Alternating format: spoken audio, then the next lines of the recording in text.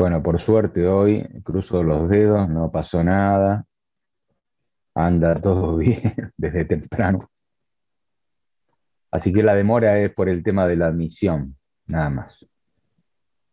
Aguantemos un cachitito. En la configuración que tienen en la facultad, eh, no hay tiempos intermedios, no se puede poner a mano, por lo tanto es y media o en punto. Lo ideal sería 15 minutos antes, así no tardamos en la admisión, ¿no?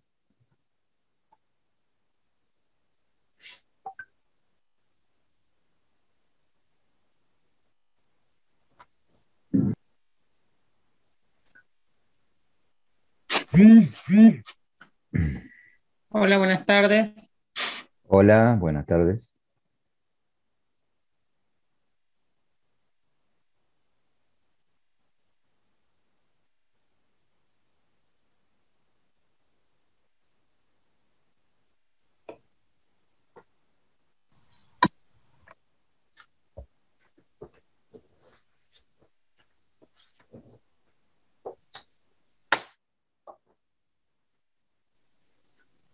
Bueno, mientras voy admitiendo al resto de las compañeras y compañeras de ustedes, les había yo sugerido en el encuentro anterior que íbamos a dedicar unos minutos, los que fueran necesarios para tratar dudas, problemas o sugerencias que quieran plantear, así que escucho.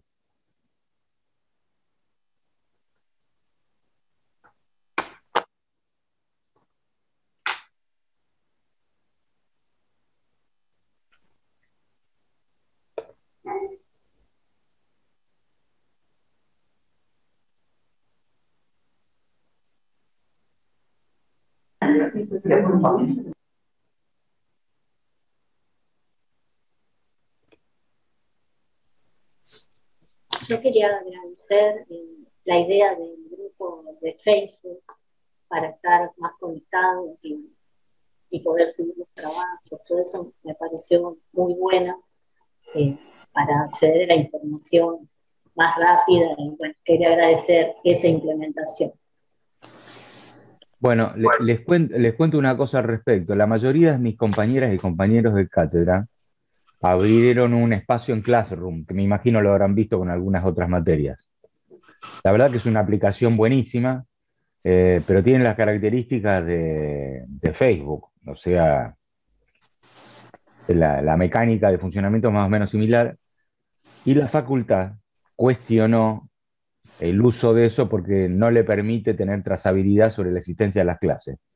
O sea, hay una zona gris ahí. Entonces, no es que yo me sumé a lo que dice la facultad, pero la verdad que administrar como 5 redes sociales a la vez es todo un problema, ¿no? Para una sola persona. Por eso, a sugerencia de las compañeras de ustedes, de estudiantes que están jugando el rol de ayudantes de este año, abrimos ese espacio. Así que podemos utilizarlo, lo van a administrar ellas, yo ahí lo veo todo el día, porque todo el día estoy con la compu prendida, así que aprovecharlo y a usarlo. Yo hoy, no, la verdad que no alcancé a hacer tiempo, yo les había prometido compartirles la, las diapositivas, los slides que utilicé para las clases, que tómenlo simplemente como un recurso para poder ordenar ideas y no mucho más que eso. Pero bueno, sí termino. Hoy vamos a tratar algo de la corriente neoclásica. Eh, Voy a cargar todo lo que dice el principio del curso. Bueno, nuevamente, las y los invito a plantear dudas, problemas, sugerencias que han visto hasta ahora en el curso. Estamos llegando con hoy prácticamente a la finalización de la primera unidad, por lo menos a la presentación de la primera unidad. Eh, Recuerden que la evaluación del 21 de abril va a incluir la totalidad de la bibliografía de la primera unidad y de la segunda unidad. Profe, Sí, escucho. yo una duda que tengo respecto a lo que estuvimos dando es que no termino de comprender la diferencia entre plusvalía y ganancia. Como que lo nombramos varias veces y lo leí, pero no termino de comprender cuál es la diferencia. Bueno, gracias, Rocío. Viste, hasta te pude reconocer, a pesar de todo, me apareció ahí la imagen. Eh, la diferencia debe ser interpretada del siguiente modo. Por un lado hay un proceso que produce mercancías. En ese proceso que se produce mercancías, desde la perspectiva de la teoría del valor trabajo, desde la perspectiva de la construcción que nace en la fisiocracia y llega hasta Marx. La fisiocracia, la escuela clásica inglesa, Marx. Lo que tiene de común eso, que se le atribuye al trabajo la responsabilidad de la creación de riqueza.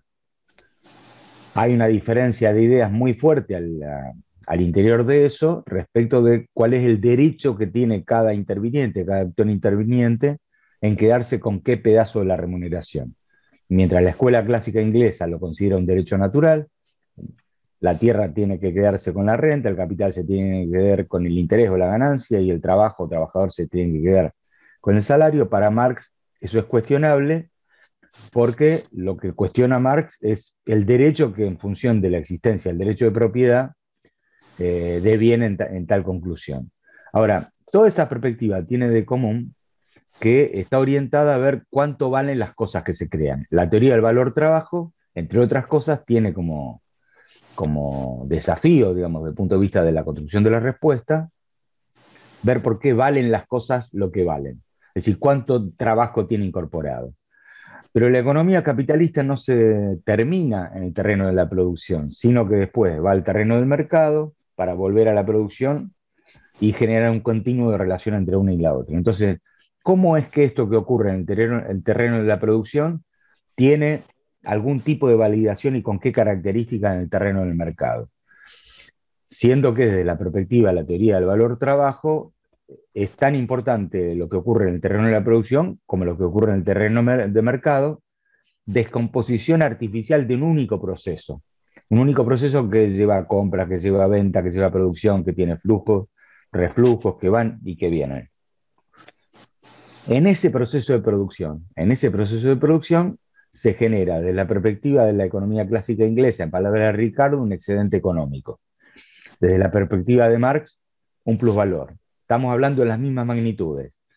Y en ambos casos, tanto el excedente ricardiano como la plusvalía marxista, nacen de la existencia del trabajo directo allí. Ahora, este trabajo que se genera ahí, una vez que va al mercado, puede o no ser validado en la misma magnitud que el valor. Esto es lo que yo les comentaba que en el caso de la obra de Smith aparece como un problema que él se plantea y no resuelve, no termina de resolverlo porque no se lo planteó resolver, que es la diferencia entre precio natural y precio de mercado. Hay como una realidad que llega hasta la puerta de la fábrica o hasta la puerta de la tranquera, desde el punto de vista de la construcción del valor, y hay otra realidad que después enfrenta todo este esfuerzo de producción a los sujetos que llevan mercancía en el mercado y que terminan generando un precio que no necesariamente es igual al valor. En el texto que tienen Disakovich van a ver una cosa así, que Marx lo decía a finales del siglo XIX.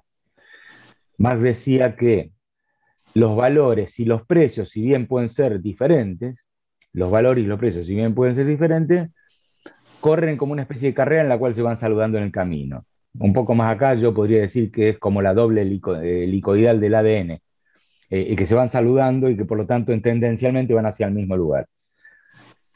Claro, no estamos a finales del siglo XIX, estamos a principios del siglo XXI, entonces hay un conjunto de cosas que han alterado esa certeza y que le vamos a intentar verla en el bloque 3 fundamentalmente y después en el bloque 4. Pero esta diferencia es la que permite entender por qué no es lo mismo la plusvalía, que sería el excedente creado en el terreno de la producción, respecto de la ganancia que finalmente se apropia un empresario. Vamos a verlo solamente con un ejemplo sencillo. Vamos a suponer que un empresario no tiene un mango en el bolsillo para poder iniciar su proceso de producción y tuvo que pedir un préstamo, que obviamente va a tener que devolver. Y no solamente va a tener que devolver, sino que va a tener que pagar intereses. Entonces, produce un conjunto de mercancías, pero resulta que cuando termina de producirlo ya le vence la primera cuota. Entonces, ¿de dónde saca plata para poder pagar el capital y para poder pagar los intereses? Y lo va a sacar de la plusvalía, lo va a sacar del excedente económico en términos brutos que le pasó, que le ocurrió en el terreno de la producción. Con lo cual, la ganancia que finalmente le va a quedar no es igual a la plusvalía generada, porque una parte de la plusvalía la utilizó para pagar el capital o los intereses o la cuota del préstamo. Ahora, esto que le ocurre a este empresario, que no se queda con el 100% de la plusvalía, sino que tiene que sacrificar una parte para el pago del préstamo, para el pago de los intereses, para el pago del capital o de los intereses, puede ocurrir al revés. Puede que tengan una ganancia que no proviene de la explotación del trabajo asalariado en la empresa y que en cambio proviene de otra fuente, que hace algún negocio raro con títulos públicos, con una colocación financiera, con otra actividad, o un sobrante de plata que no utiliza para volcarlo a la producción, para mejorar la producción, para ampliar la capacidad de producción, sino que la coloca en un depósito a plazo fijo. Entonces, cuando hace las cuentas al final del periodo, se va a encontrar con que por una parte tuvo un excedente o plusvalor fruto de lo que ocurre en el proceso de producción, pero tiene una ganancia adicional que no tiene nada que ver con esto, sino que tiene que ver, por ejemplo, con que le sobraba plata y la puso en plazo fijo. Con lo cual, la existencia de una diferencia entre plusvalía y ganancia no es una rareza en el sistema capitalista, diría que es lo común.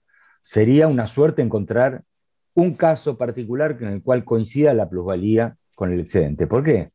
Bueno, porque la relación trabajo asalariado capital no es la única relación que genera tensiones desde el punto de vista de la distribución en el capitalismo que hoy conocemos, tal como se los planteé en una de las diapositivas.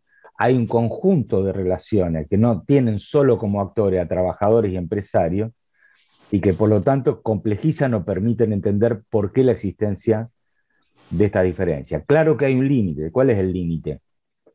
Y hay empresas que no podrían subsistir si renunciasen al 80, al 70, al 50 o al 90% de la plusvalía que extraen a sus trabajadores. Probablemente se fundirían,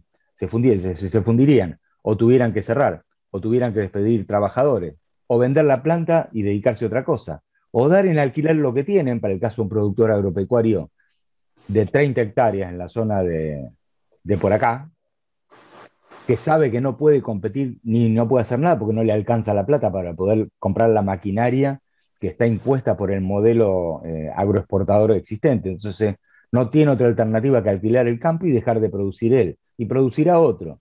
Y se tendrá que contentar con la cantidad de quintales por hectárea que le plantee remunerar quien le contrate esto, que puede ser un no propietario de suelo, pero sí propietario de maquinaria, tecnología y disponibilidad de crédito para hacerlo posible. Esto también tiene que ser visto con algo que yo planteé en términos teóricos, pero lo vamos a ver en el bloque 3 y en el bloque 4, que es cómo el sistema capitalista en el cual vivimos tiene el origen de la acumulación, no solamente la extracción de plusvalía, sino en la reproducción de las desigualdades. El sistema desiguala por naturaleza, filosóficamente, no existe sin desigualar. Y la desigualación, para el caso de la relación entre empresas, es un factor muy importante que explica por qué la plusvalía no es igual a la ganancia. ¿Por qué la plusvalía generada no es igual a la ganancia que finalmente se apropia el empresario? Reitero, si es más poderoso, probablemente se apropie de más de lo que se genere, y si no tiene ninguna capacidad de imponer ninguna condición y solamente toma las decisiones que resuelven el resto de las empresas con las cuales está vinculada, tenga que ceder una parte importante de la plusvalía o excedente económico que se genera en su empresa o en su rama de actividad. Esto hasta acá, yo no quiero avanzar mucho más, Rocío, porque después vamos a verlo en términos concretos y prácticos. Pero sí debo... Sí. Hay gente en lista de espera. Ah, perdón, no los vi. Gracias, Delfina. Tenía la mirada puesta acá en lugar de puesta allá.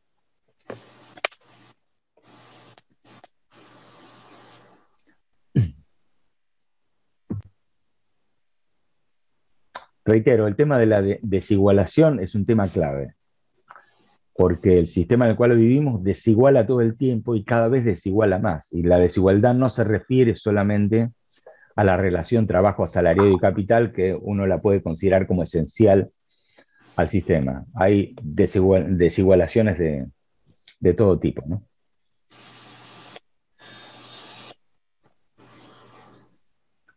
Bueno, ¿alguna otra pregunta, duda, sugerencia, problema, reclamo, mesa de entrada?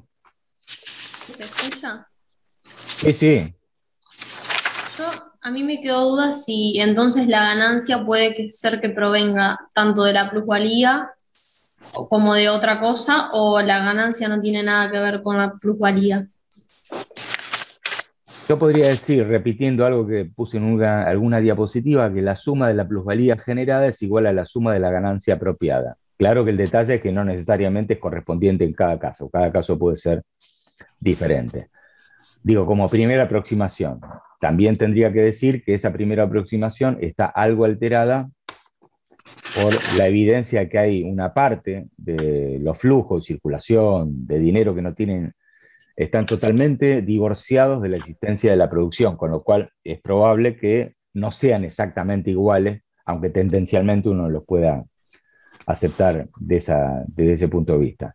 Sí tiene que decir que, uno podría decir que, en última instancia, ¿qué es lo que le interesa al empresario capitalista? ¿Cuánto gana? No importa cuánto plusvalía extraiga. A él lo que le interesa es saber cuánto gana en función de lo que puso. Y la cuenta sencilla es esa. Por eso, en una de las diapositivas lo que puse que lo relevante es mirar la tasa de plusvalía determinada para determinados fines, pero lo que le interesa al empresario es la tasa de ganancia. ¿Cuánto gana en relación a lo que puso? Después discutimos cómo se calcula el numerador y el denominador. Una aproximación la puse ahí en una de las diapositivas, creo que en el encuentro anterior. No sé si alcanzo a contestarte. También Rocío, hay otra Sí, Rocío. profe, sí, se entiende bien.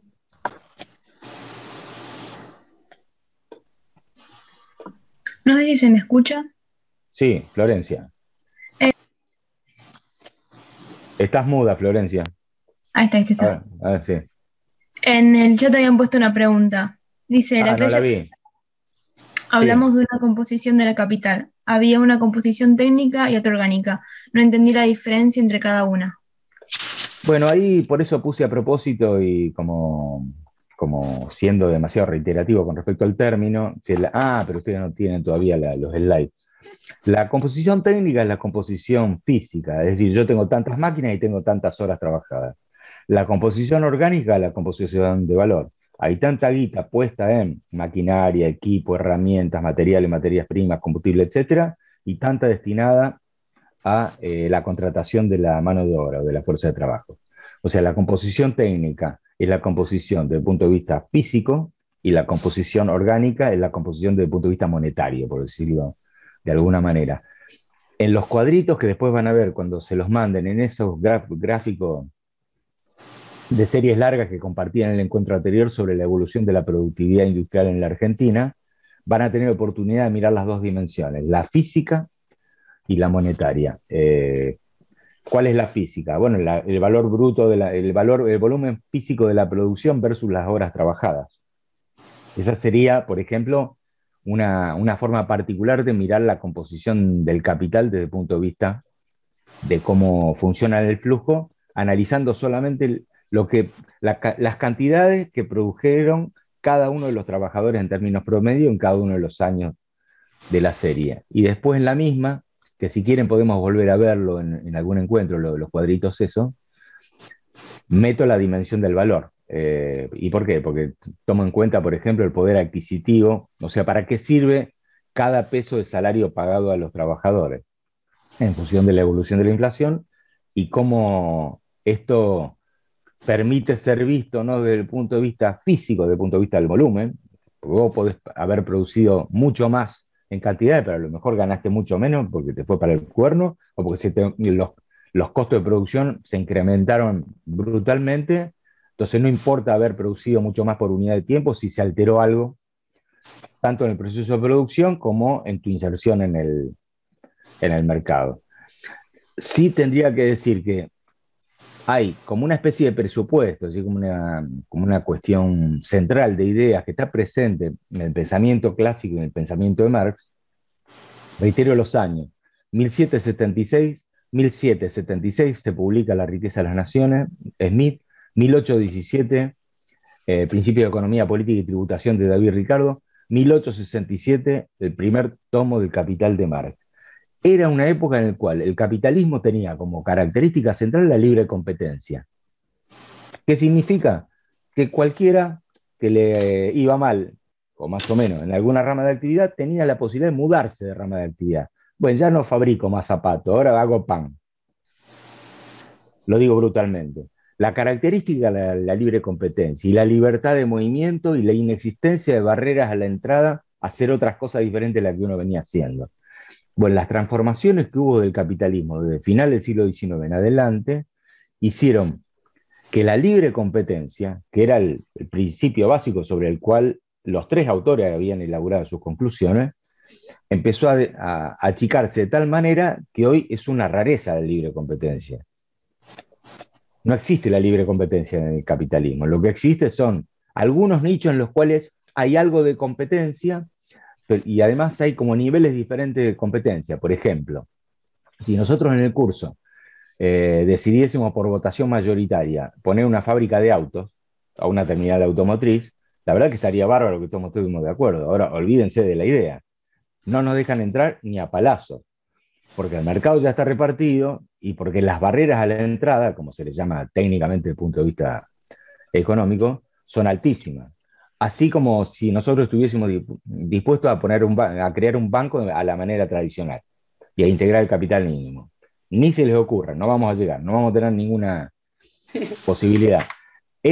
Ahora, estas cosas, que si bien existían en forma incipiente en el siglo XVIII y el siglo XIX, bueno, ya en el siglo XX es evidente que la centralización del capital, la concentración económica, hace imposible pensar en las condiciones en las cuales pensaron y analizaron el capitalismo los tres autores que yo decía antes, con lo cual algunas de las certezas, o un conjunto importante de las certezas de los tres, uno las puede seguir aceptando, pero solamente como casos particulares, no le puede dar el carácter general que le atribuyeron los autores, precisamente por las transformaciones que hubo en el capitalismo.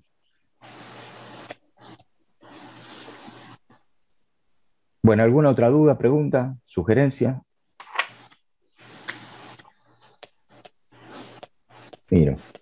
Profe, yo tengo una duda. Sí. En renta, cuando hablamos de arrendamiento, ¿también podemos hablar de aparcería?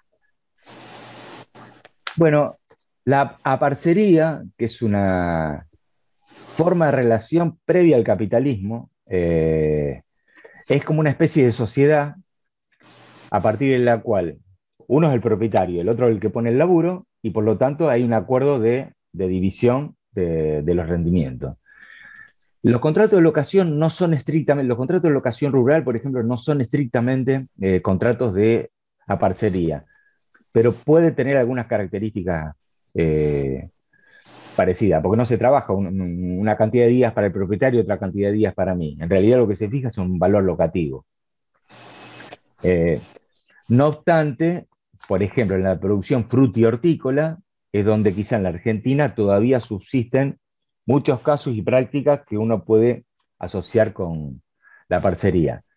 Van a tener una sorpresa porque cuando veamos los trabajos, vamos a hacer un trabajo práctico que van a presentar en algún momento las ayudantes, y uno de los temas que hemos elegido precisamente está vinculado con el tema de las formas de arrendamiento, donde seguramente va a aparecer la parcería.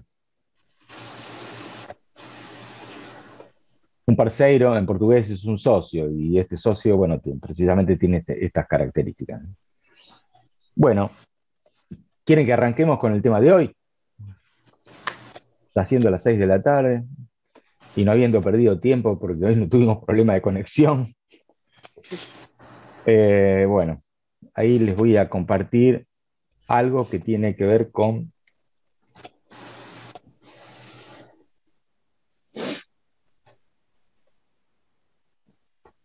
en un segundo que busco la diapositiva, no sé dónde la metí.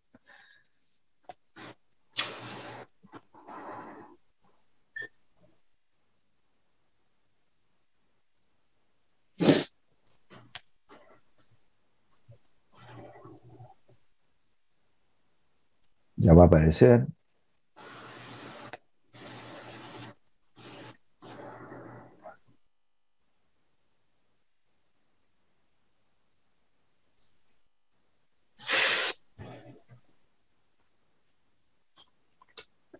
Bueno, a ver.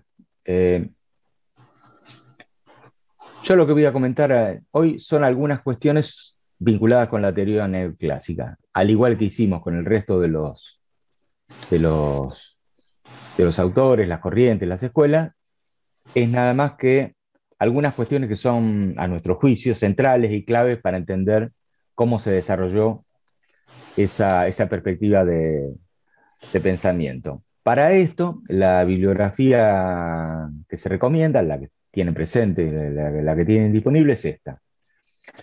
Algunos capítulos, el capítulo 6 de Burkuni Españolo y una fracción de un libro de Becker y Mochón, que por ahí lo pueden haber visto en la escuela secundaria, que es el capítulo 28.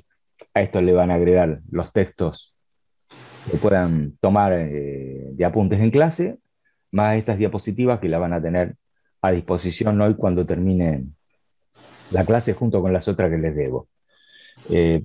Bueno, desde el punto de vista temporal, hay una cosa que hay que considerar, es que cuándo se le atribuye el nacimiento a la corriente neoclásica, si bien nadie le llamó neoclásica desde el principio.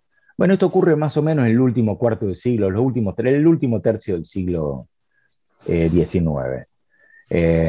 Aparece no como corriente neoclásica, sino como una serie de teorías, ensayos que se enfrentan desde el punto de vista filosófico a las cuestiones que se habían trabajado o se habían certificado desde el punto de vista de la teoría económica hasta ese momento, sobre todo vinculadas con la corriente que apostó a la teoría del valor trabajo. Ahora les voy a mostrar un cuadrito que preparó Gustavo. Gustavo es uno de los ayudantes de primera cátedra, Gustavo García Zanotti. Bueno, Gustavo preparó este cuadrito para tener en cuenta y para comparar, no sé si alcanzan a ver la diferencia entre economía seca, que es la perspectiva de la mirada neoclásica por un lado, y la economía política. En la primera,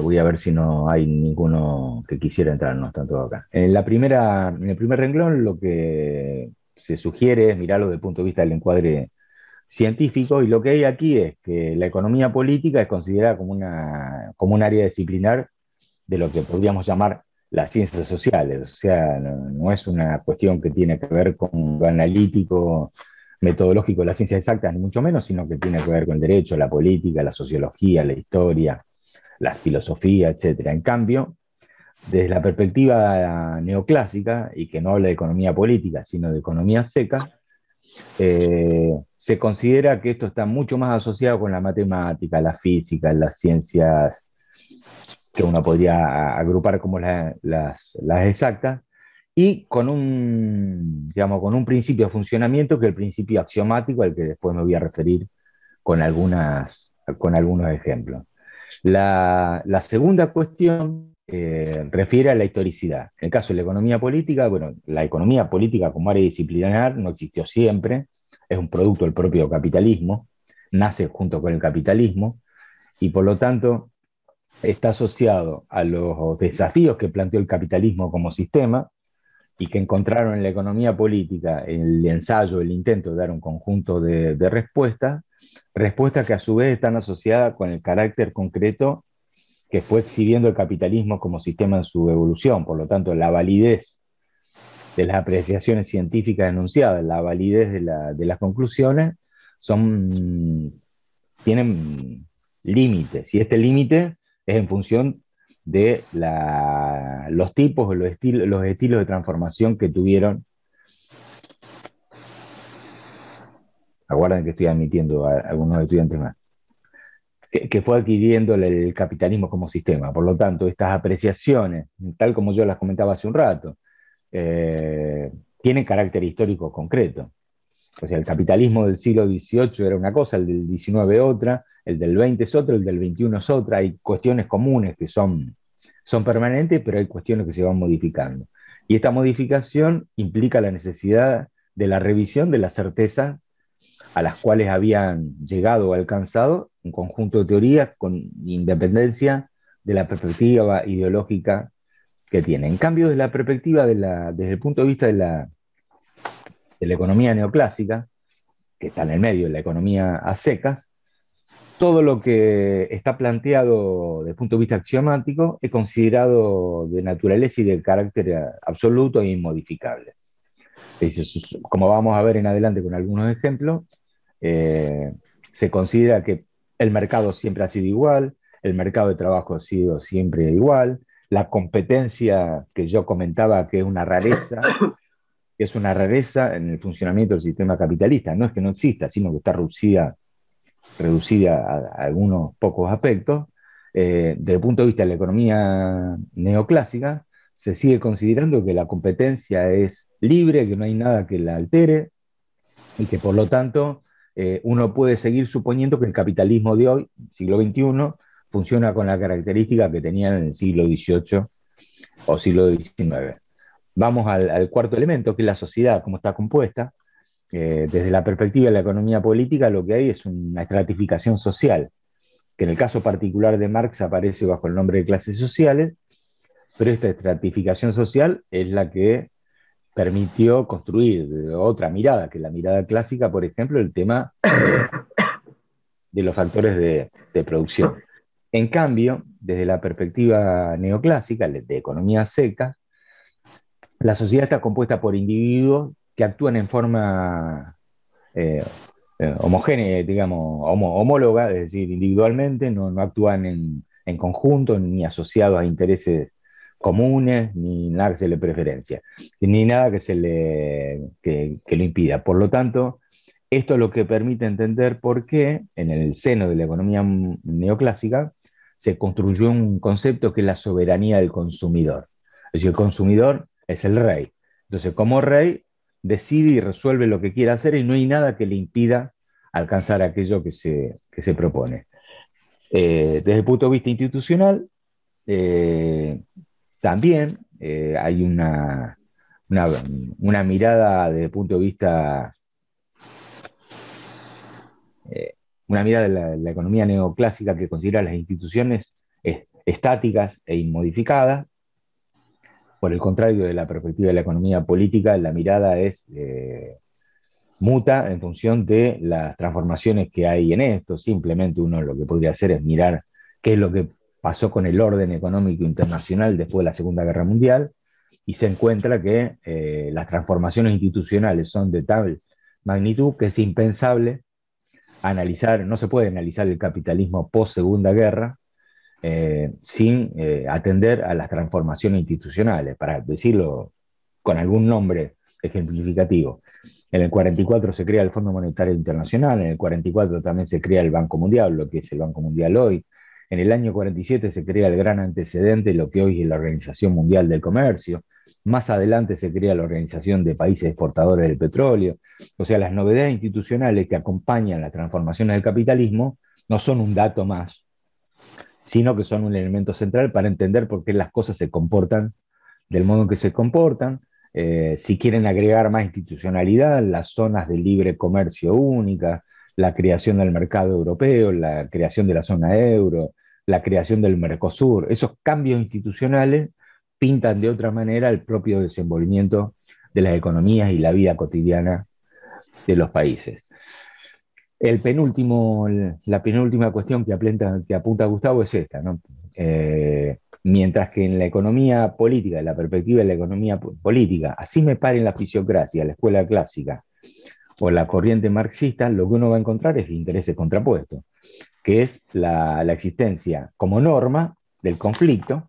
En el caso de la economía neoclásica, no se considera la existencia del conflicto y mucho más aún, no se considera la existencia de crisis.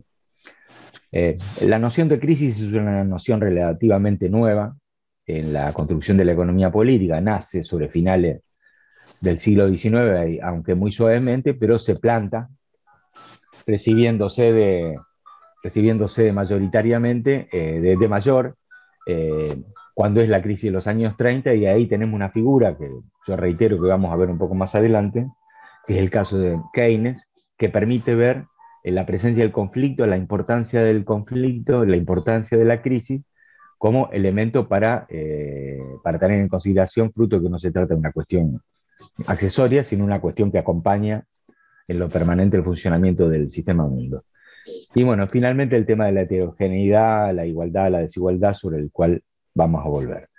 Bueno, dicho estas cosas, compartidas estas cosas que sugirió poner Gustavo, vamos a esta otra. Yo decía que la economía neoclásica, la llamada corriente neoclásica, más o menos aparece en el último tercio del siglo XIX, de 1870 en adelante, y aparece bajo esta forma que figura ahí, bajo la forma del marginalismo. Hay un conjunto de escritos, hay un conjunto de ensayos que están sintetizados en su aspecto saliente y en su gran influencia al final de esta diapositiva, a los cuales se les atribuyó el carácter de escritos marginalistas. En realidad no fueron escritos coordinados, ni mucho menos, sino que fueron escritos en lo aparente, si bien con influencias comunes, en forma independiente, sobre todo los primeros tres autores, que es Gibbons, Menger y Walras, que están ahí puestos, y yo ahí lo que puse es el título de lo que a mi juicio considero como una pieza fundamental de obra de cada uno de los tres, ¿no? Que es, fíjense que en el caso de los tres ninguno era economista, o en todo caso, eran economistas por convicción, por práctica, etcétera, pero su métier principal era el de filósofo, abogado y matemático, en estos tres casos, el primero de los cuales escribió un texto que todavía conservaba la presencia del término economía política, pero que empieza a desdibujarse a partir de allí, y que tiene algunas cuestiones sobre las cuales voy a hacer énfasis para que se vean las características principales de lo que es la corriente neoclásica, sobre todo a partir de este momento inicial, que es la corriente marginalista. Bueno, cuando aparece el marginalismo, cuando aparecen estos escritos, lo que uno puede presumir a partir de la lectura de lo que hay allí dentro, son estas dos cosas que yo planteo como A y B. Estos escritos se plantean, por un lado, crear una nueva explicación del origen de la riqueza. Hasta ese entonces, la riqueza estaba asociada con el trabajo, lo que dio origen a la teoría del valor trabajo.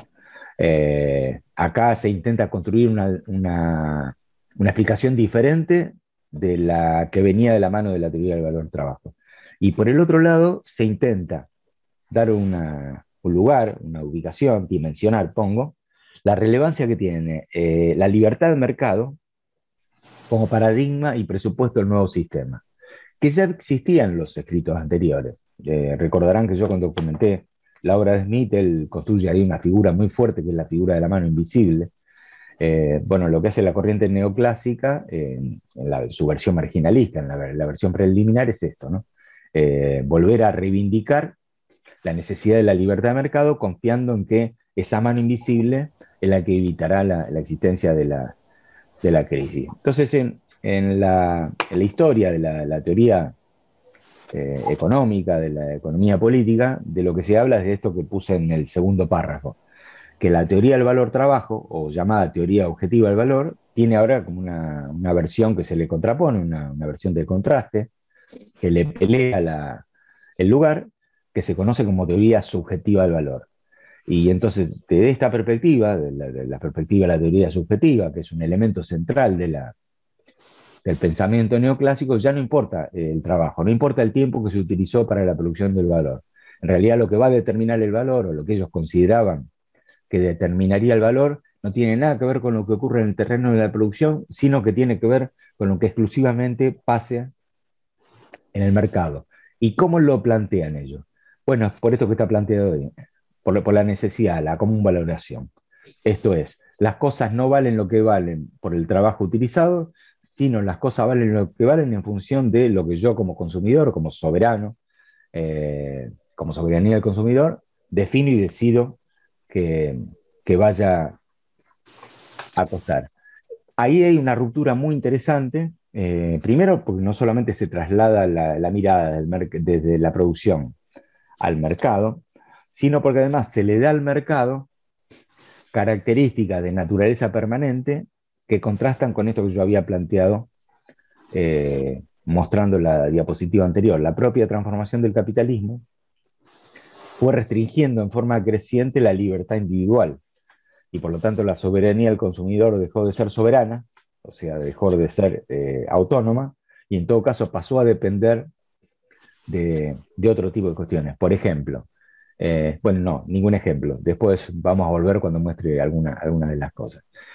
Yo mencioné los primeros tres autores, Gibbons, Benker y Walras, que son tres inevitables para entender cómo nace la economía neoclásica. No me voy a meter a contar algunas de las cosas de los libros. Sí, en todo caso, poner que hay como un elemento central y común que está vinculado con qué es la necesidad y cómo se construye la necesidad y cómo se piensa la necesidad. Bueno, en forma concreta, podemos encontrar en el texto ese del último autor, de Hermann Gossen, que fue un economista alemán, como una especie de intento, ensayo para tabular las necesidades. ¿Qué necesidades son urgentes, importantes, cuáles son las secundarias, etcétera? Y no solamente esto, sino que esto fue elaborado bajo las llamadas leyes de Gossen, que son como dos principios que ahora vamos a ver. Sí, acá, antes de pasar a la próxima imagen y diapositiva, quiero que observen los años que fue escrito esto. Estamos hablando del último tercio, fundamentalmente del último tercio del siglo XX, aunque el texto de Gossen es previo. Ahí puse una S de más, Gossen con una sola S, que esto es de 1854, pero lo que pasa es que sobre las elaboraciones que hizo este autor alemán, se construyeron las cosas que ahora voy a comentar. Estas llamadas leyes de Gossen son estas dos que están enunciadas ahí. Lo voy a leer y los vamos a descomponer. La satisfacción que se sigue de la posesión de un bien económico disminuye cuanto mayor es la cantidad de ese bien que se dispone. Traducido al español. Yo tenía una sed bárbara hace un rato y me estaba tomando mates uno tras otro, pero llegó un punto en el que no puedo tomar más mate pues ya no me entra en el estómago. Entonces, vamos a suponer que el mate, en lugar de autocebármelo, yo lo tendría que conseguir en el mercado. ¿Cuál sería esto? ¿Cómo funcionaría esto? A medida que voy satisfaciendo la necesidad de mi sed, en este caso tomando mate, estaría dispuesto a pagar cada vez menos. Inclusive llegaría a un punto en el que yo no pagaría nada. ¿Cómo está anunciado acá? La satisfacción que se sigue de la posesión de un bien disminuye cuanto mayor es la cantidad de ese bien que se dispone. Es decir, cuando me tomé el termo entero, ya no voy a querer más mate. Entonces, esto tendría una influencia en la construcción del precio y no del valor. Y aquí hay una confusión importante, porque la escuela neoclásica no diferencia valor y precio. Pero en esta primera afirmación, que es conocida como la primera ley de Gossen, se supone que a medida que se avanza en la cobertura de la necesidad que estaba presente, el consumidor, como soberano, cada vez estaría dispuesto a pagar menos, hasta un punto en el que totalmente satisfecha la necesidad, no estaría dispuesto a pagar un mango. Por lo cual, el precio de mercado, en última instancia, estaría definido por el grado de satisfacción del consumo. La segunda ley, la llamada ley de Gossen, es esa que está enunciada ahí, que cada persona, él puso cada hombre, gastará su dinero en la adquisición de nuevas cantidades de un bien hasta llegar al momento que la última unidad monetaria gastada le reporte igual satisfacción que si la emplease en comprar cualquier cosa. Volviendo al ejemplo del mate. Si yo en lugar del mate me lo autocebase y tuviese que comprarlo ahí, bueno, seguramente con el último sorbo me daría lo mismo pagar $1 por un mate que $1 por una galletita. ¿Por qué? Porque todavía no comí galletita, entonces crecería la necesidad por el abordaje y el consumo de esta segunda cosa, que sería una galletita o un bizcocho, pero no la del mate. Estas dos cuestiones son centrales para entender la construcción de cómo piensa el neoclasicismo el funcionamiento de la economía. Y reitero, porque traslada la responsabilidad de la fijación, ya no del valor, sino del precio, a lo que hace cada consumidor, y permite entender por qué unos años más tarde el autor el que es considerado como el padre de la economía neoclásica, que es Marshall, Arthur Marshall, escribió lo que escribió y diseñó lo que se conoce popularmente como la relación entre las tijeras, que es cómo se vinculan la oferta y la demanda en la economía. Autor al que después me voy a referir. En esta línea aparece este otro autor que había antes mencionado, con una teoría que tiene mucha fuerza en la construcción del pensamiento neoclásico, que es la de la utilidad marginal. Lo voy a plantear más o menos en los términos que lo dije a su momento. Si yo tengo sed, entonces como tengo que satisfacer la sed, estaría dispuesto a pagar una cantidad X por la enorme sed que tengo. A medida que voy cubriendo la sed, estaría dispuesto a utilizar menor cantidad de dinero.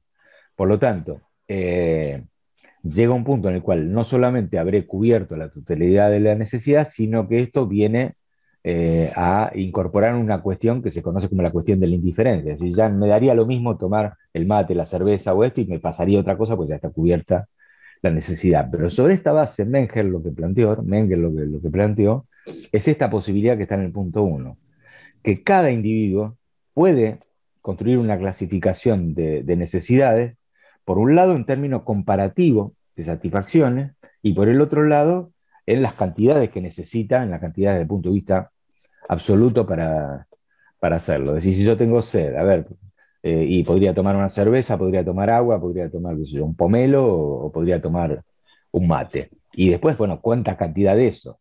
¿Cuál sería el punto de satisfacción de esa necesidad? Aunque parezca una cosa de extraterrestre que estoy planteando, mi sugerencia es tenerlo bien en cuenta, porque cuando veamos más adelante las afirmaciones en base a las cuales se construyen las interpretaciones de cómo funciona el sistema capitalista, nos vamos a encontrar con esta filosofía detrás, y va a ser muy fácil encontrarla. Bueno, dicho esto, vamos a pasar a esto otro. En el marco de la construcción de la teoría neoclásica, se desarrolló una crítica respecto de la teoría de los factores tradicional. La teoría de los factores, que yo les comenté, que nació con Smith, donde cada factor tenía el derecho a una remuneración, el tierra a la renta, el trabajo al salario y el capital al interés. Bueno, lo que agrega este sociólogo y economista ítalo-francés, Wilfredo Pareto, es, él plantea una nueva teoría de los factores. Y esta nueva teoría de los factores es un elemento que apunta directamente a oponerse al cuestionamiento filosófico presente en la obra de Marx. Reitero, Marx decía que la plusvalía le pertenecía a los trabajadores y por lo tanto la apropiación de la plusvalía por parte de los empresarios era una apropiación que no estaba sostenida en la propia lógica de funcionamiento porque no había hecho nada para quedarse con esa plusvalía. Bueno, la nueva teoría de los factores de Wilfredo Pareto viene a contrarrestar esta postura de Marx, asentada en algunos trabajos que en algunos casos son concomitantes en el tiempo y otros son posteriores, que son los trabajos Schumpeter, que me olvidé de agregarlo acá. La verdad que podría comentar algo de Schumpeter si hay tiempo. Pero bueno, lo que quería comentar de Wilfredo Pareto es esto. Esta nueva teoría de los factores tiene los 3 factores tradicionales que hasta ahora conocíamos, la tierra, el trabajo y el capital, pero tiene otro más, que es la capacidad empresaria.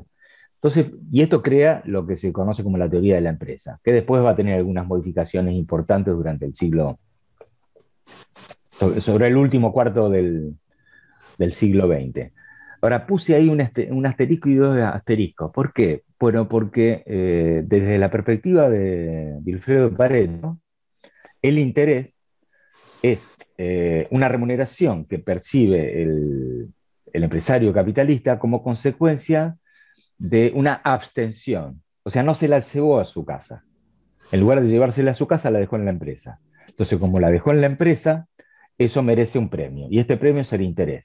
Y este interés está asociado con que ese empresario, en lugar de consumirse esa parte de capital, la dejó en la empresa como capital operativo o lo que fuera.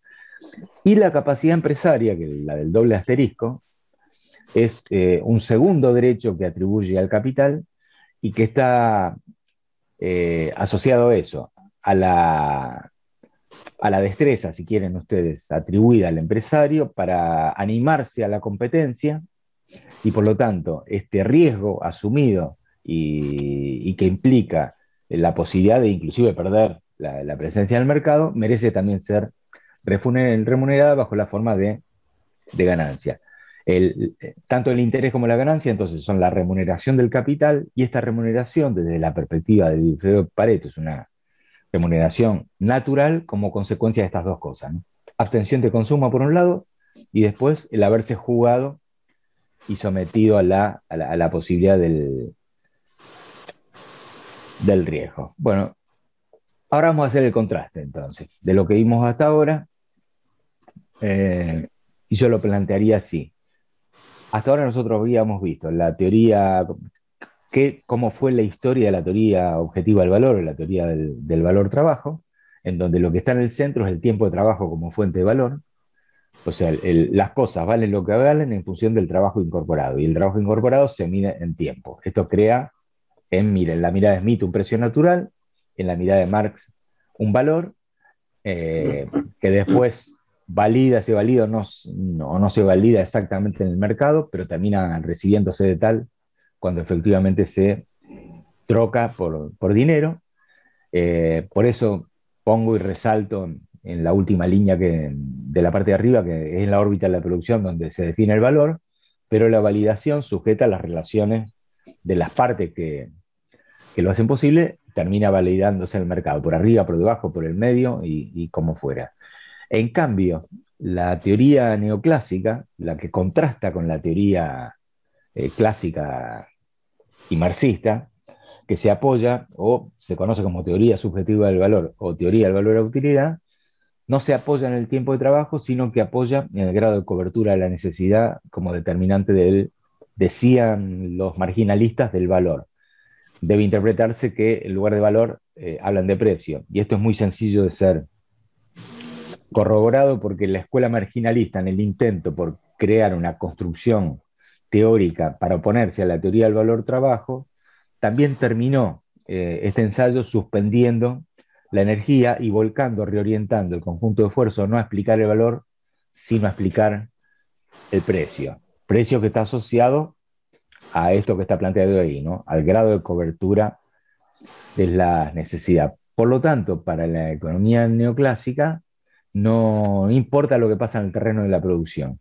Todo se define en el mercado en función de esto que yo había planteado antes, en función del rol central que ocupa el consumidor, o, tal como está planteado en la corriente neoclásica, la soberanía del consumidor.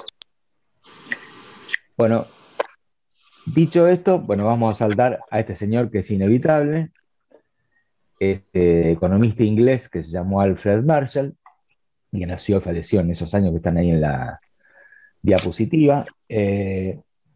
Marshall es algo así como el articulador de todo lo que se había escrito en los ensayos que se conocen como los ensayos marginalistas, pero además la recuperación que él hace de algunos de los preceptos de la economía clásica, fundamentalmente los asociados al tema a las características de la libertad en los mercados. Por eso, en este texto, que no es el único de él, por supuesto, pero es un texto inevitable para entender el pensamiento de Marshall, que son los principios del capital, utiliza y recupera los conceptos de la economía clásica vinculados con cómo funciona la libertad, la mano invisible, etcétera, pero incorpora a su vez algunas de las cosas que están contenidas en el desarrollo del pensamiento marginalista, como los que ahí puse, que es el tema de la utilidad marginal. O sea, cuál es la utilidad al margen, que es algo de lo que he planteado y que ahora vamos a volver en un ratito para hacer otro tipo de ejemplo. Fíjense que ahí hay Marshall acompañándolo de Pareto, también estima como necesario reformular esta teoría de los factores de la corriente clásica, y a la tierra de trabajo de capital le agrega otro, que es el de la organización industrial, que uno más o menos podría asociarlo a lo mismo de antes, ¿no? Al riesgo empresario, aunque en este caso él pone mucho más el acento, no en la actitud sociológica del empresario capitalista, sino en la capacidad de poder modificar las condiciones de la producción.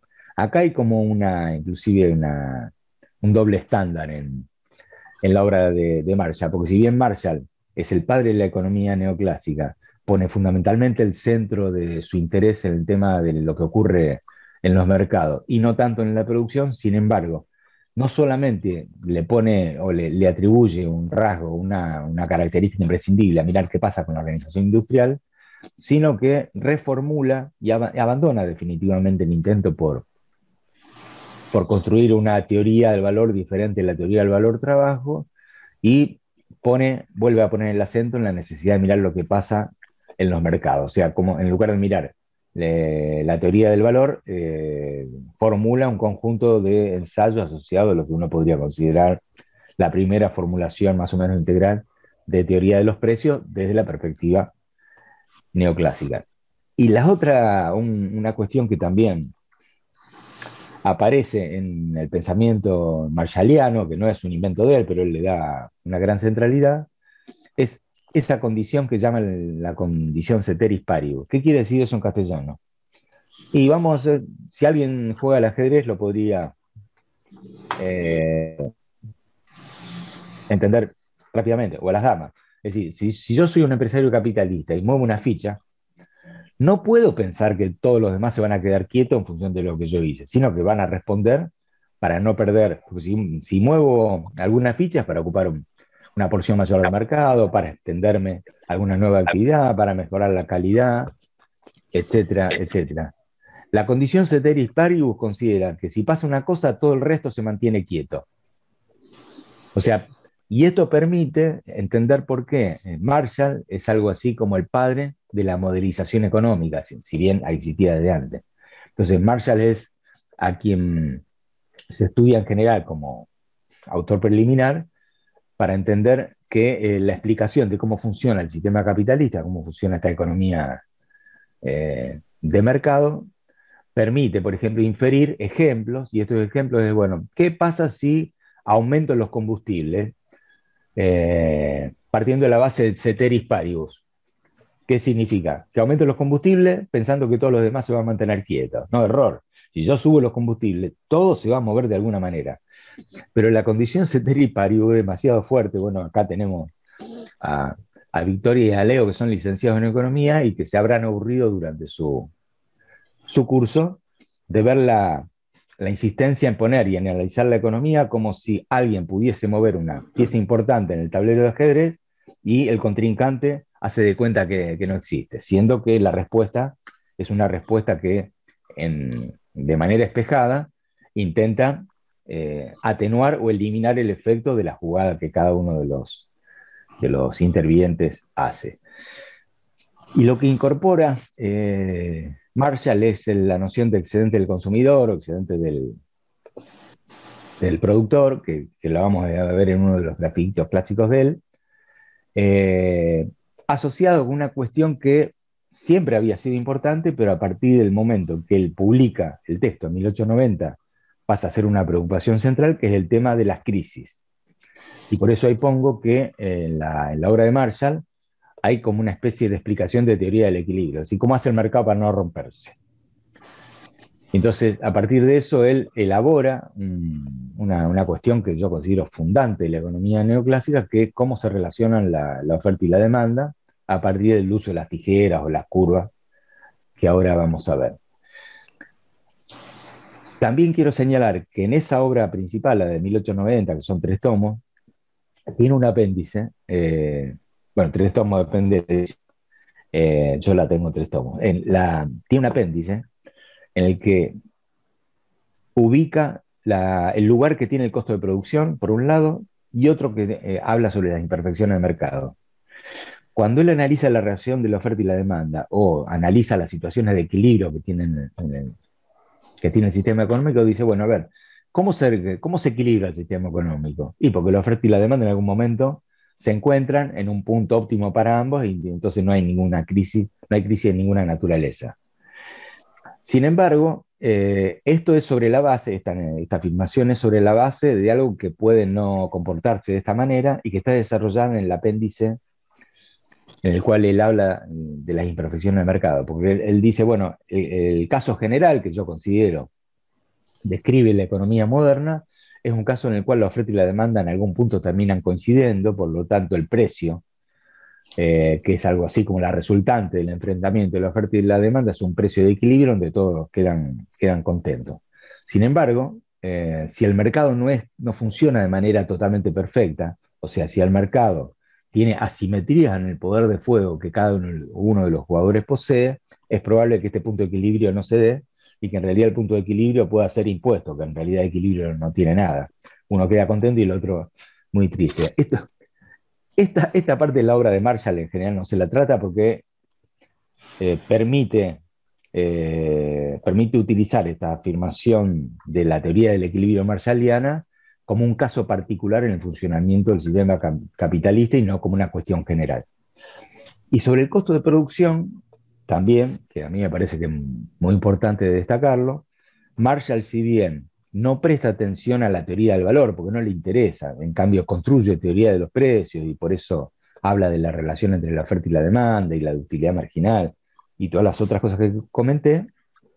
Sin embargo, Marshall considera que hay un punto inevitable a partir del cual uno puede entender el funcionamiento de la economía de final del siglo XIX, principio del siglo XX, que es teniendo en cuenta cómo se componen, cómo varía y cuáles son los factores que intervienen tensionando los costos de producción. ¿Qué serían los costos de producción? Bueno, es lo que vimos en la teoría del valor-trabajo, lo que se gasta en objeto de trabajo, en medio de trabajo y en fuerza de trabajo. O sea, hay una reaparición de algo que forma parte de la teoría clásica y marxista, desde otra perspectiva, no negándola, atribuyéndole un lugar secundario, pero dándole un lugar al que yo sugiero tener siempre, siempre presente. Bueno, acá mantengo la fotito de Marshall, la verdad es una foto muy, muy pintoresca. Este es un gráfico tradicional de lo que muestra las curvas marshallianas. La curva rosa es la curva de demanda, la curva celeste es la curva de oferta. Lo que indicaría este gráfico que a medida que aumentan los precios, la demanda bajaría y a medida que bajan los precios, la demanda estaría en condiciones de aumentar.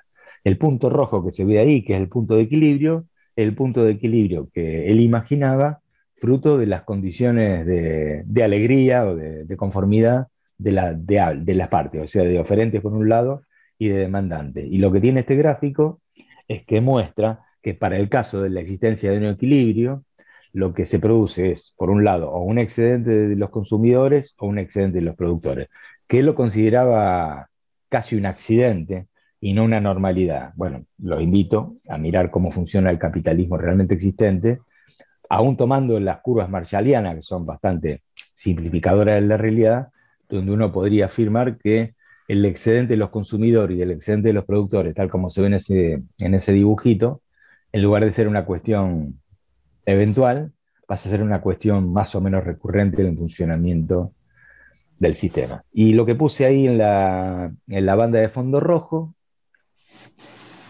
también que es muy importante tenerlo en cuenta, porque en el pensamiento marshalliano, la relación entre oferentes y demandantes, no entre oferta y la demanda, o sea, entre personas que ofertan y entre personas que demandan en cualquiera de los términos, es equitativa, es decir, tienen la misma capacidad de fuego. Y esta capacidad de fuego igualitaria está hablando de mercados de libre competencia, donde las partes tienen exactamente las mismas posibilidades de perder o de ganar, o de libres de hacer o de no hacer. Y yo podría decir, bueno, en el mercado de alimentos, por ejemplo, si suben mucho los alimentos, se supone que la demanda baja.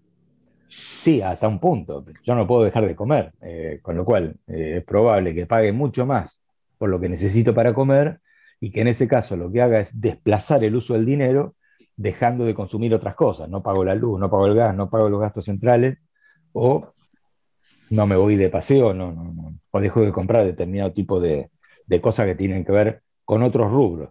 Entonces, esta libertad de hacer o de no hacer es una libertad que está obviamente fuertemente cuestionada como consecuencia de lo que ocurre en mercados en los cuales las la capacidad de fuego es divergente, o si prefieren, cada uno tiene capacidades limitadas para intervenir, para aceptar o no aceptar las nuevas condiciones. Pero de Marshall vamos a saltar a este otro, y a William Phillips. Quiero sí aclarar algo que en algún momento dije, pero yo quiero resaltarlo. La economía neoclásica es la corriente principal del pensamiento económico. ¿A qué me refiero con corriente principal? Es la corriente dominante, es la corriente que se enseña en las universidades de todo el mundo, o de casi todo el mundo. Es la corriente en base a las cuales en general se construye la interpretación de cómo funciona la economía en el sistema mundo en que tenemos. Por lo tanto, tiene enorme relevancia a pesar de todas las transformaciones que ha habido en la historia de la economía neoclásica y el desdecirse de naturalizaciones que antes existían y que tuvieron que ser reformuladas como consecuencia de la propia dinámica que tuvo el sistema capitalista, pero que hay que darle el lugar que efectivamente tiene, reitero, porque esto es la base sobre la cual se construyen, diría que casi todas las políticas económicas del mundo hoy. El pensamiento neoclásico es la corriente principal, es la corriente dominante.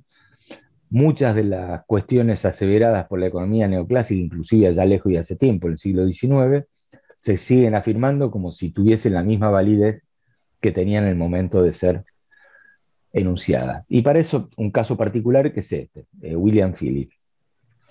William Phillips, el neozelandés, en realidad se hizo famoso por un artículo que salió ahí en esa revista Economics, que ya no se llamaba Economía Política, se llamaba Economics, que es un artículo que tiene 17 páginas. Y de lleno del contenido, creo que nos pasa a las 6, de lo que recuerdo de la última vez que lo vi. ¿Qué escribió en este artículo Phillips? Bueno, él dijo que el pleno empleo, o sea, si todo el mundo tiene trabajo, genera inflación. Por lo tanto, el sistema necesita que haya una tasa, que él le atribuyó como de carácter natural, una tasa natural de desempleo para que la inflación no sea elevada. ¿Por qué él afirmaba que el empleo generaba inflación? Bueno, porque si nadie tiene temor de perder su trabajo,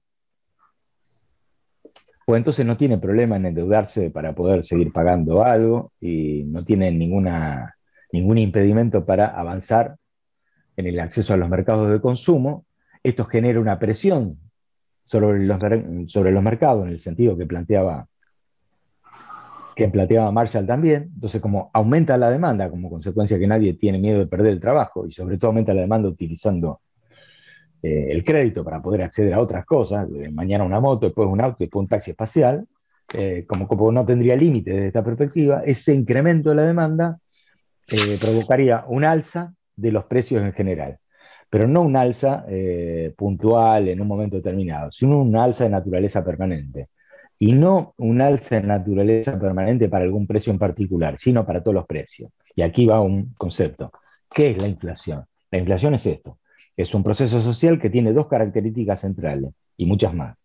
Esas dos características son el aumento del nivel general de precios, es decir, el aumento de todos los precios de la economía, y segundo, la continuidad de ese proceso. No es que por estacionalidad aumentó la lechuga o el tomate, no, todo el tiempo aumenta el tomate, todo el tiempo aumenta la lechuga y todo el tiempo aumenta todo. La inflación es esto.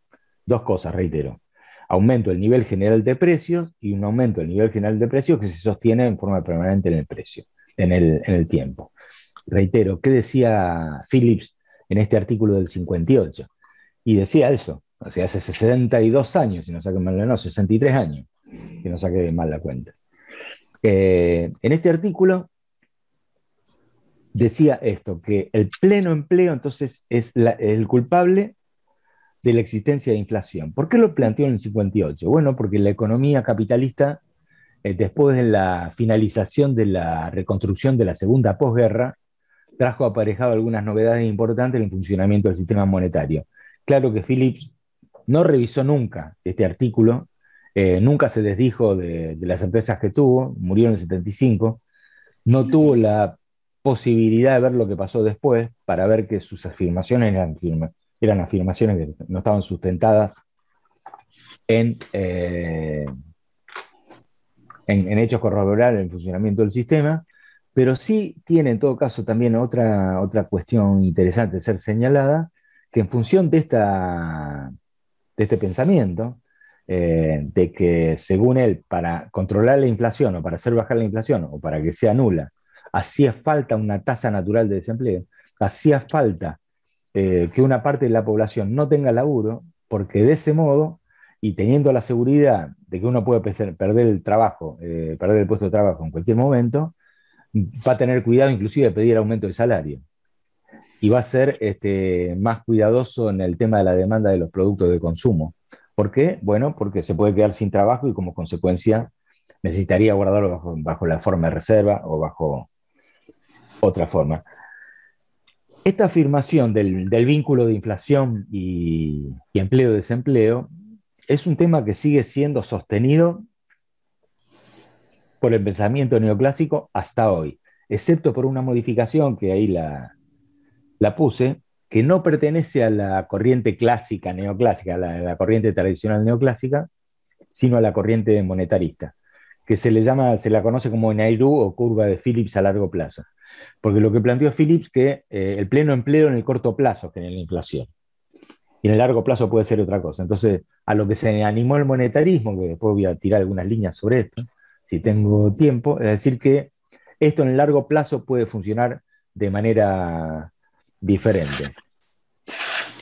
En realidad lo que termina negando en la práctica esta nueva noción de la curva de Phillips a largo plazo es la relación entre empleo e inflación. Bueno, en la Argentina nosotros podemos dar crédito de que una cosa no está asociada con la otra.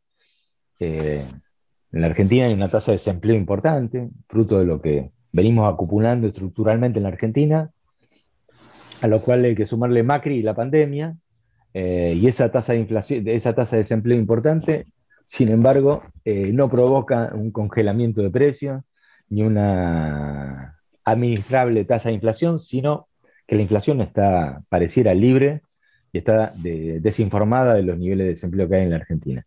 Esto no ocurre solamente en la Argentina, esto ocurre en cualquier lugar. Es decir, la vinculación directa de dos variables, cualquiera que fueran, en este caso el empleo y la inflación, pareciera poco para analizar problemas más complejos, como lo es, por ejemplo, esto, ¿no? Como lo es la construcción de los precios y la aparición, desarrollo de inflación. Un segundito.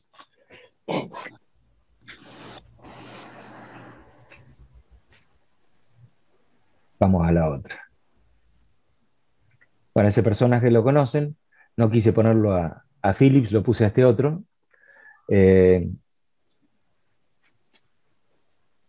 Acá medio en joda, medio en serio. Bueno, por un lado muestro algo de corto plazo, ¿no? Que es todo el 2015, 2016, 17 y 18. El 19 y lo que va del 20 es más o menos parecido, por eso no lo agregué. Bueno, ¿qué muestra este gráfico? El de abajo. Muestra una curva creciente de la inflación, a veces sube un poco más, a veces sube un poco menos, pero no hay ningún mes en el cual haya habido retracción en los precios, sino todos son datos positivos, todos son superiores a cero. ¿Y qué pasó con el desempleo? Bueno, el desempleo ha bajado en algunos momentos, ha subido en otros, pero la tendencia es que sigue subiendo. Bueno, Philips no funciona en la Argentina. Bueno, en general no funciona en ningún lado. Lo que pasa es que en la Argentina es más visible por los niveles de inflación y por los niveles de desempleo. ¿Qué dice esto? Que, bueno, lo que dice Mr. Burns, ¿no? Con sus manitos de excelente excedente, que sigo acaparando excedente gracias a la inflación y me aprovecho de la debilidad de la negociación salarial gracias al desempleo. Esta serie que reitero que es para el caso argentino no es muy diferente a la que ocurre en el resto del mundo. En todo caso tiene características particulares por los altos niveles inflacionarios que tradicionalmente tiene la Argentina y cuyas razones, orígenes y devenires vamos a ver también a lo largo del curso. Dos cosas más.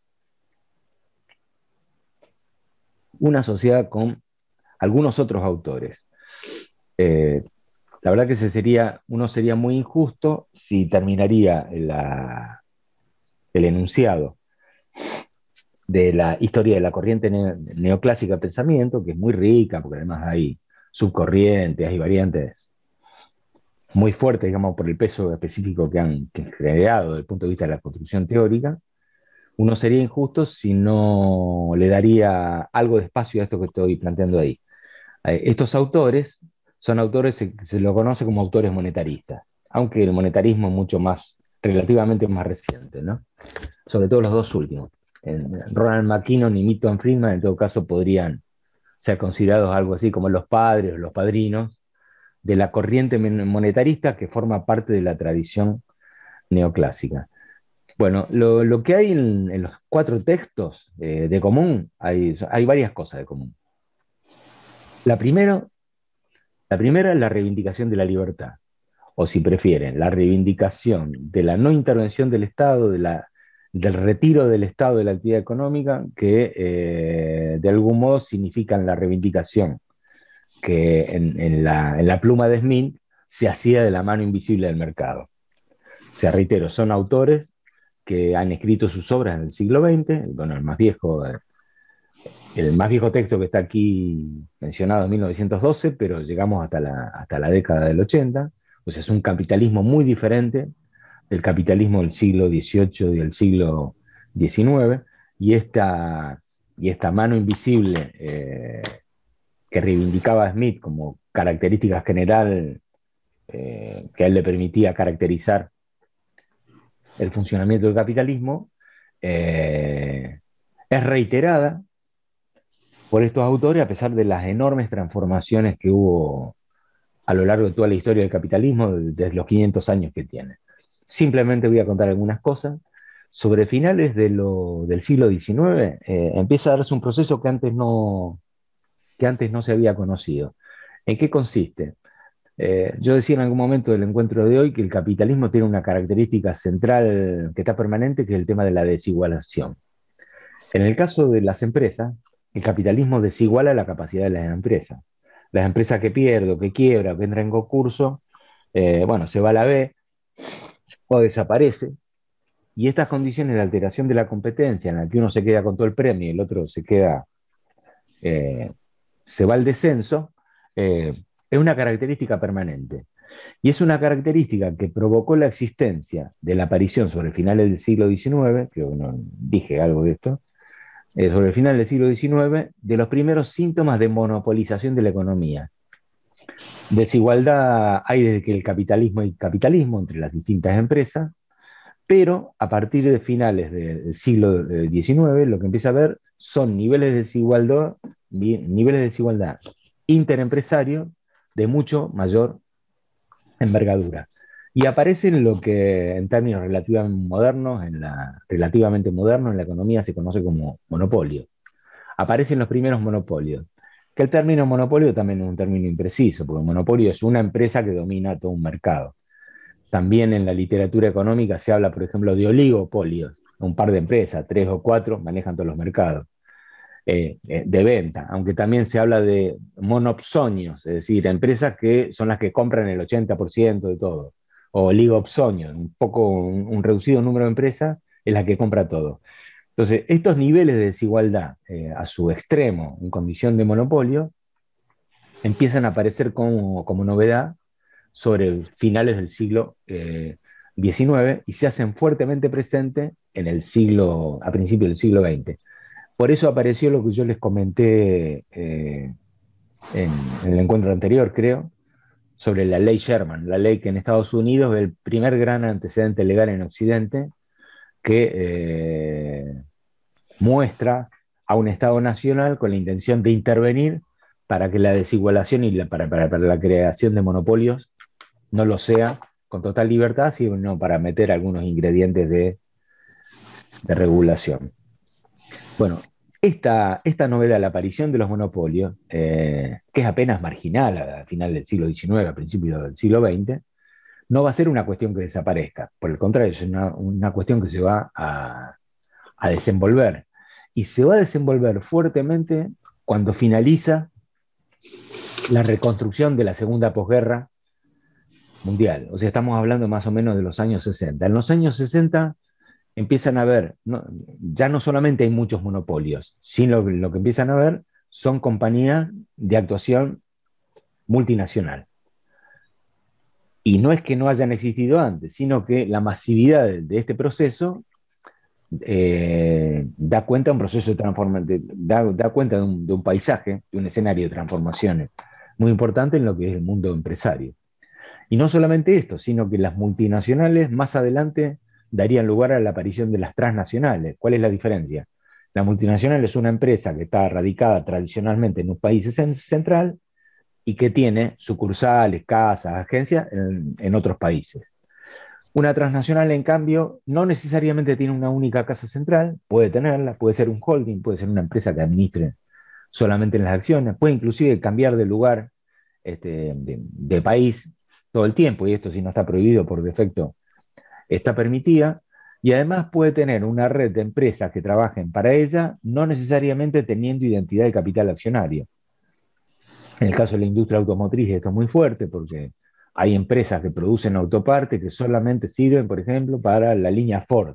Y entonces trabajan para la Ford, aunque no forman parte de la compañía Ford, pero lo que tienen es una dependencia como consecuencia de que su mercado es ese. Bueno, todo esto se ha desarrollado durante el siglo XX. Y hay un punto de inflexión, por eso insisto, en los años 60, que permite cuestionar con mucho fundamento las creencias que identifican el funcionamiento del sistema capitalista con característica de libre competencia, como lo pensaron los autores clásicos. ¿Por qué pongo el acento en esto? Bueno, porque los 4 autores que están mencionados acá construyen sus recomendaciones. El broche de oro está en el título de Milton Friedman, que es el último, que es La libertad para elegir. Constituyen sus ensayos, sus apreciaciones, sus recomendaciones, sobre la base de la presunción de que el capitalismo es un capitalismo de libre concurrencia, donde existe la soberanía del consumidor y por lo tanto donde lo que hace falta es retirar al Estado de todo proceso de intervención, dando un nuevo voto de confianza, de validez, etcétera, a lo que es la mano invisible de Adam Smith. Sí, para terminar de completar esto, yo no me he metido en los textos de los autores, me encantaría meterme en Camino de Servidumbre.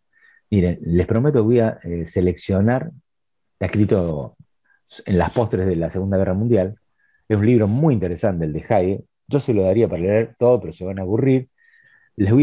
Prometo para la próxima traerle una selección de algunas cosas escritas por Hayek, donde está con mucha fuerza la reivindicación de la libertad de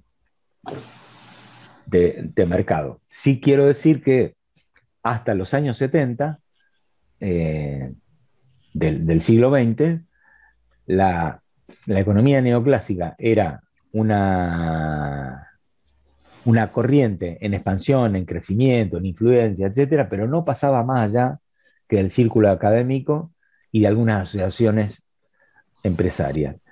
Lo que ocurre es que a partir de los años 70 se transformó, o mejor dicho, pegó un salto de la academia a la política económica.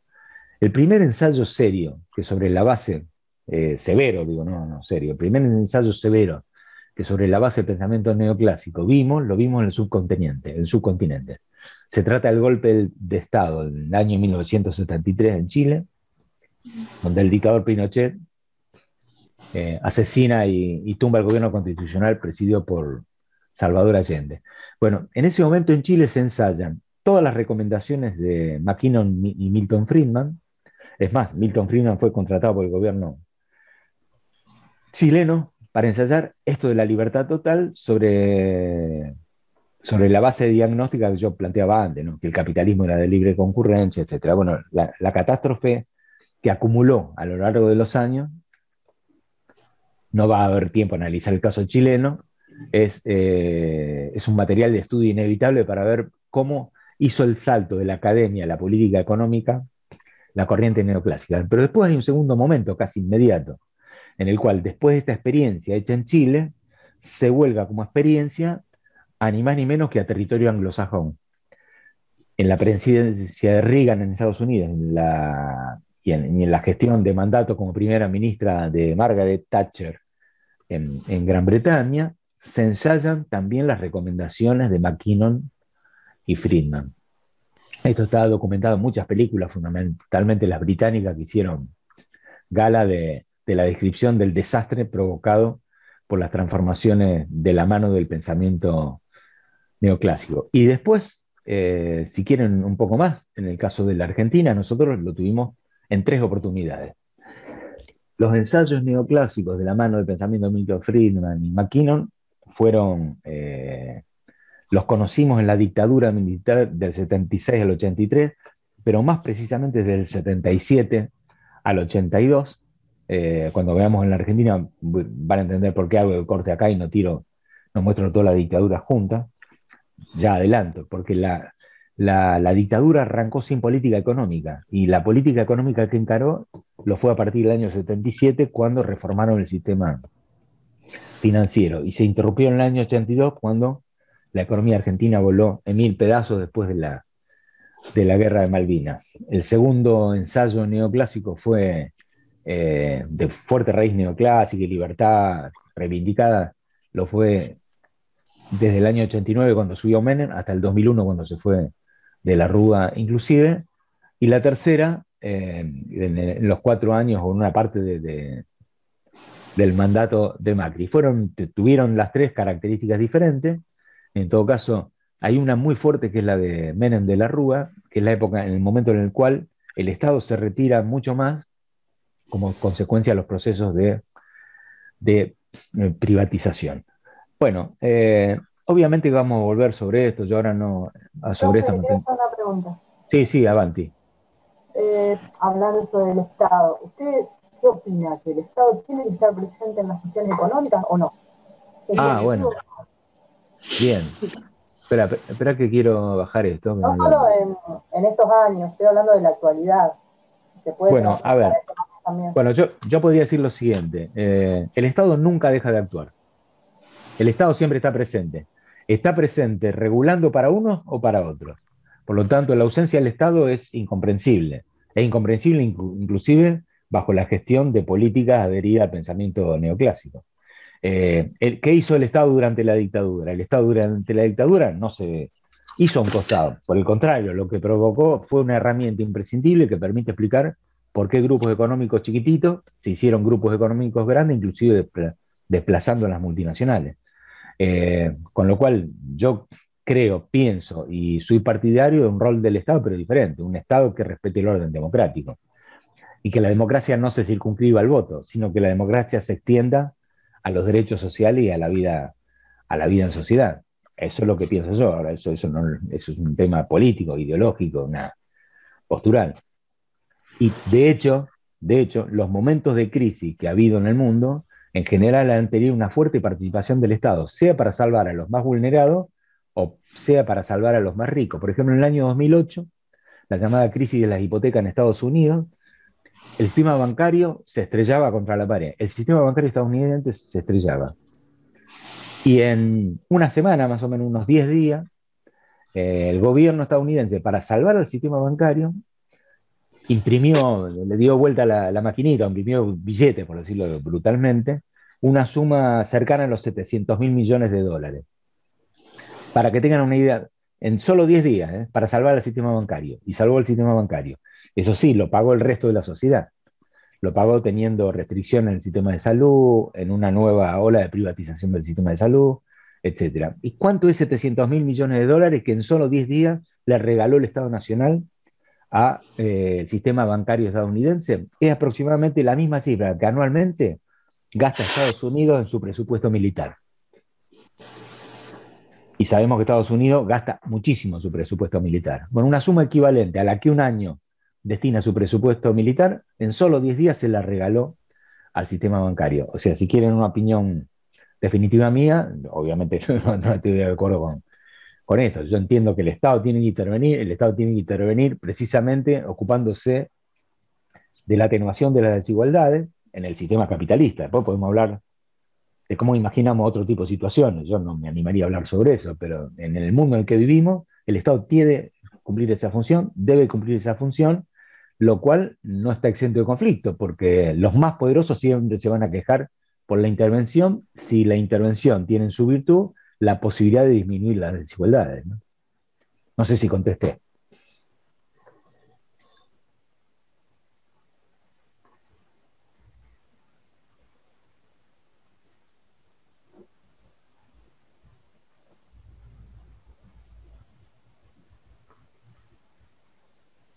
Bueno, algún comentario, sugerencia, pregunta. Hablé demasiado rápido, ¿no? Como siempre, intento exprimir la hora y media. Yo no me fijé, porque la anterior y esta están grabadas, pero no me fijé si en el campus grado. No me fijé bajo qué nombre, no le cambié de nombre. Tengo las otras también, pero no tengo dónde subirlas porque son muy grandes, así que probablemente use el canal de YouTube de la cátedra para compartírselo y después les aviso. Una cosa, Sergio, que me parece... Sí, Leo, dale. Se puede agregar por ahí que me parece que por ahí para contraponer un poco el monetarismo al neoclasicismo, según me lo esquematizaron a mí históricamente, yo entendía como que el monetarismo, como corriente, más se ordenó para responder al keynesianismo. Sí. O sea, es como que hubo una necesidad, porque uno escucha así y dice, bueno, otra vez reivindicando el libre mercado, si ya la corriente principal lo decía, bueno, en realidad, porque el keynesianismo lo había dado vuelta un poco y el monetarismo vino de vuelta a decir, bueno, tenemos otras razones para volver a esto que se venía haciendo.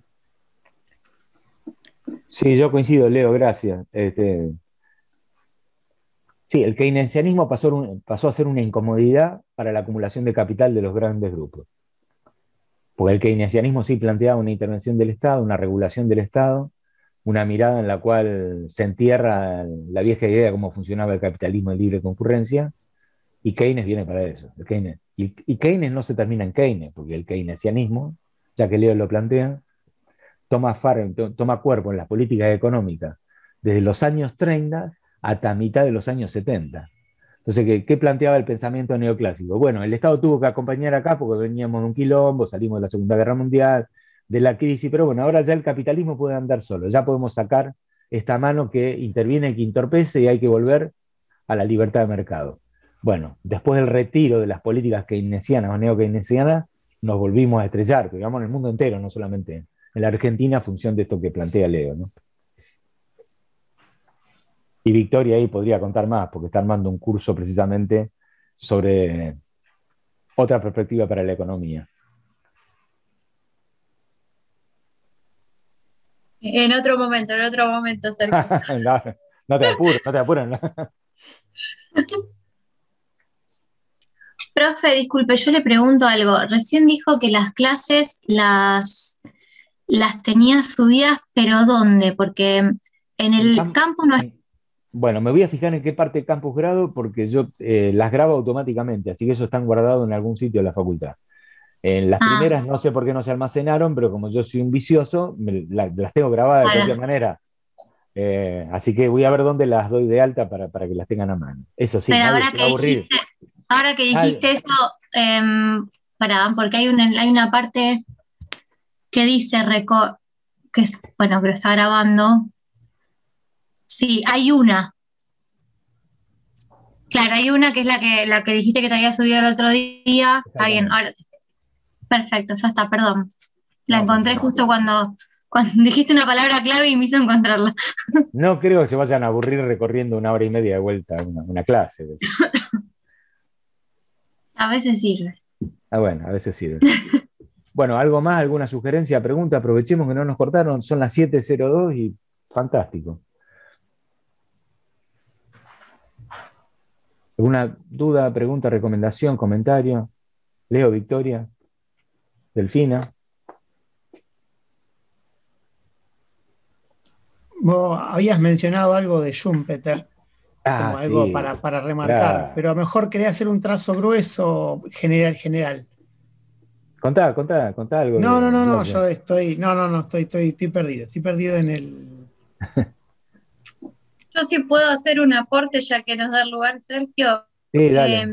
En esta nueva movida de neo-schumpeterianos, si se quiere también, para descubrir un poco eso, es el libro de El Estado Emprendedor de Mariana Mazzucato, que, bueno, y el valor de las cosas también. Yo actualmente estoy leyendo ese y es interesante para hacer un repaso inclusive de las distintas teorías económicas y, bueno, desde el punto de vista que ella propone, cómo ha intervenido el Estado en las distintas escuelas económicas y el rol que tiene el Estado en crear valor.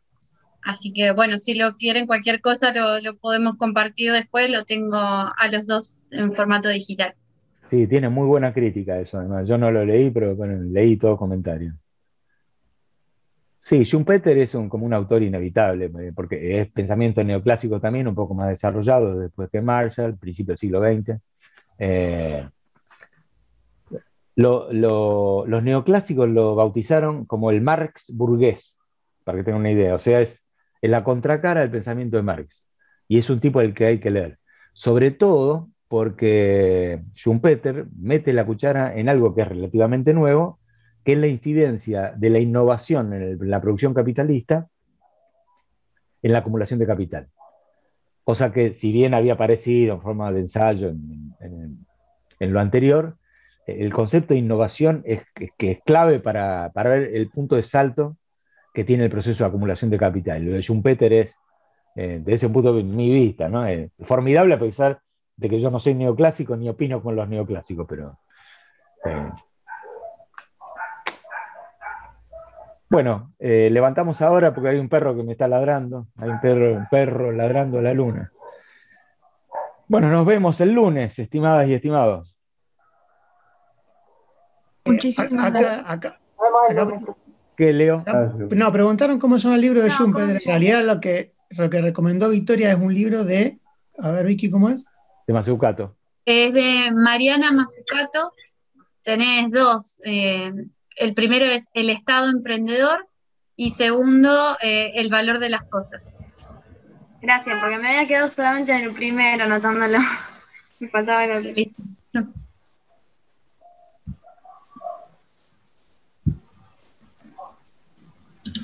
Bueno, chau a todos. Chao, gracias. Chao. Chao, gracias. Chao, chao.